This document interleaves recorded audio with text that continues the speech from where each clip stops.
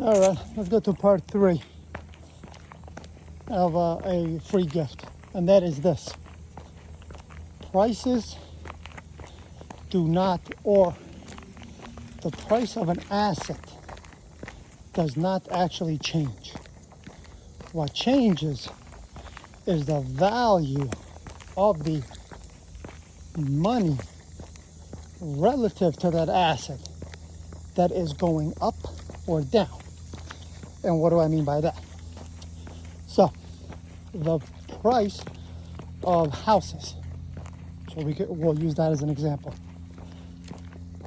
Everybody looks at houses going up by 30%, 40%. Okay. Did that house actually increase in value in 30 or 40%? Well, the answer is no. What increased is the amount of money chasing that asset, right? That's what increased. So what you have there is you have a higher demand versus supply. So the demand supply is out of equilibrium. However, the value of it did not actually increase. Now it sounds contradictory, but here I'm going to explain in 2 seconds. So, if you're up in North Jersey, the house that was sold 2 years ago for $600,000 today is worth $1.8 million. Okay, that's fine. However, it did not really go up to $1.8 million. You can't consider that as it going up in value. Why? Well, because you can't, if you're the homeowner of that $1.8 million house, you can't sell that house and go buy another one for $600,000. And so, because if you sell that house, right? If you sell that house for $1.8 million, by the time you buy another house, it would cost you $1.9 million, if not more, because you're going to have closing costs on both the sale and the purchase. You're going to have attorney fees. You're going to have moving costs. You're going to have all of these things. And then you're also going to have opportunity costs. So, did you actually make money? No, because you cannot trade that one asset and get a similar asset for the cheaper original price. So, you did not, in fact, make money. You are in the same position. Now, the way that you could turn this around would be like this. You buy your $600,000 house. A couple of years later, it goes to $1.8 million. It becomes a $1.8 million. Beautiful. But that's in that one particular area. Now, you would sell that house, and you would go to a different area where the house is now, you can buy a similar house for $300,000. In that situation, you would in fact make money. However, there's a reason why the house in your area is going for 1.8 and the house in area B is going for $500,000. And that is because there's a lack of currency in area B. And because the people don't have money, there isn't enough money to chase an asset. But because there's plenty of money in area A, the asset price can go up, but it's only going up because the amount of money chasing that particular asset is increasing. But it's not because the actual asset increased in value. That's a very important thing to understand. The assets never go up in value. It's actually much, much worse. You actually wind up losing money. So, in most counties, New Jersey and I use New Jersey because it's right across the river. So, New Jersey has the highest property tax in the nation, I believe. And I believe California or Connecticut might be second. So if you assume that, right, which is roughly about, you're looking at roughly about 3%. On a $1.8 million house, you're looking at property taxes on an annual basis being somewhere around, I don't know, around like $50,000, $60,000 a year. Not that much. But it's a huge increase, right? If you consider that on 600,000, those property taxes may only wind up being around 20 to 30,000 a year, to suddenly not being 50 to 60,000 a year. So what happened is that the amount of money chasing a particular asset increased because there's an overabundance of capital, of currency in that particular area. And what you have is too much demand chasing too little supply. And so the prices seem like they're going up, but it's not actually going up, because if you take two of the same locations, it does not actually, you don't increase in value. You, in fact, lose value. One, your property taxes now will double. In some cases, triple. Right? And obviously this isn't a overnight thing. It takes years for the townships to calculate and reevaluate property taxes. What else goes up? The maintenance costs go up, because there's such a high supply of currency in that general area, the cost of living now goes up in that general area, which means that, right, if you want to replace your roof, what used to cost $30,000 now costs $80,000. Now you might say, well, why would it go that high? Well, it's pretty simple.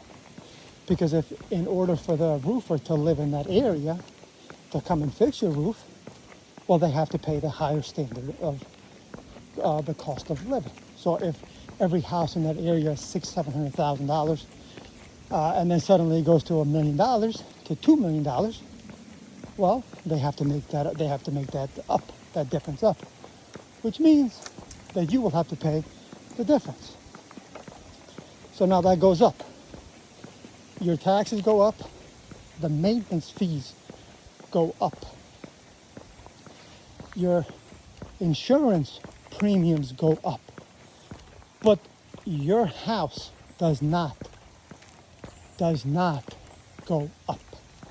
Now, if anybody knows anything about monetary policy, you will understand exactly what I'm talking about. If anybody actually listens to the Fed and reads Fed speeches, and in fact actually follows the governors, you will always hear them. Even the Treasury secretaries, they always talk about the same stuff.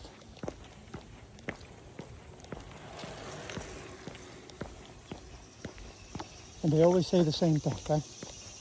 Americans feel richer, because the idea is for you to feel. You are not, in fact, richer. You just feel richer. Now, typically, we attempt to keep a 2% inflation rate over time, right? So, in this case, over time, you're trying to maintain a 2% inflation rate year over year, which means that you're trying to have prices go up about 2% every year. Now, we do a 2% because obviously inflation is never 2%, right? Sometimes it could be 2.5, sometimes 3, and a lot of times it could wind up being 1, even less than 1. But at 2%, the Federal Reserve has found that it gives them proper time to be able to adjust monetary policy based on what? Lagging data, right? Because the Federal Reserve, when they're adjusting monetary policy, they're not doing forward, right? So they do forward guidance, but forward guidance is strictly controlled by lagging data, right? So they're getting their data every quarter, but by the time they get their data, right, 3 months has already passed. So it is believed that 3 months to 6 months, right, to even 12 months is long enough for the Fed to have enough lead time to adjust policy to control inflation and full employment, right? So when the Federal Reserve adjusts interest rates, it takes roughly 6 to 12 months before that interest rate takes 100% hold on the economy. And so what the idea is to always increase the supply. Now, inflation is basically increase of money supply in the system. Now, we need that because one thing that inflation does is that it encourages the most important thing, and that is it encourages your labor. Most people believe that money is important, and money is not important because we can print the money. Money is worthless piece of paper. The one thing that we cannot do and we cannot print, we can't print labor. So by taking away your purchasing power over time, we can force you to go to work, right? And that is the idea of inflation, is if I take 2% out of your paycheck every month, but your employer gives you 3% raise, initially what you're doing is you're getting a 1% raise. However, because inflation in general is not relative across the board, right, but relative to asset classes, the real rate of return in most cases is actually negative. And that data proves itself by looking at actual earnings per individual adjusted for inflation, right? And if you look at those numbers, you'll see that the actual earnings are negative and not positive. And that's by design. Because think about it, if you have access capital, well, you would be out here like me, walking and enjoying life and traveling, but not working. But I'm not working. And if you're not working, well, who the hell's gonna make my iPhone? So I need somebody to make my iPhone, right? And whether that's Chinese or the Indians, I don't care who's making my iPhone. I just want my iPhone, right? So I can go over here, walk, and travel the country and enjoy my life. It sounds messed up, but that's the reality, right? And every country is trying to maintain that balance between leisure time and work time, because that's all this is. In reality, it's all about getting you to go to work, because that is what drives the world. If you're not going to work, you're not going to do anything. As the UN says, hungry people work harder. Yes, that actually has come out of the UN General Assembly's mouth. Okay? Hungry people work harder. Well, their job is to make you hungry, right? And that's an important thing, right? Like I've showed you guys the buildings in other videos. I'm over there sitting and walking around the park, enjoying my life, while every building in New York City is full of people working, right? And that's important. But everybody can't be like me. Otherwise, the entire world would end.